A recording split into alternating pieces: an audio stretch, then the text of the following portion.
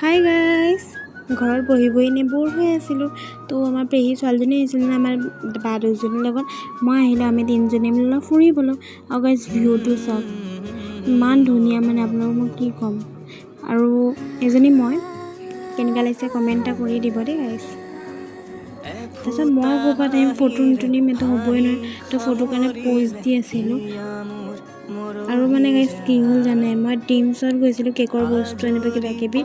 তো গ'লোঁ মানে ভিডিঅ' কৰিব পাহৰি গ'লোঁ। আৰু পেট পূজা কৰিব আহিলোঁ এতিয়া আমি। তো এতিয়া খাইছোঁ ম'ম' খাই খালোঁ আইচক্ৰীম আমি গোটেইকেইজনীয়ে।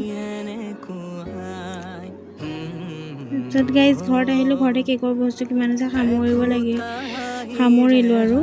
আৰু কি আনিছিলোঁ আজি সেইবিলাক উলিয়াই আপোনালোকক অকণ দেখুৱালোঁ। আৰু গাইজ ভিডিঅ'টো কেনেকুৱা হৈছে ক'ব কমেণ্ট এটা কৰি। আজিলৈ বাই বাই।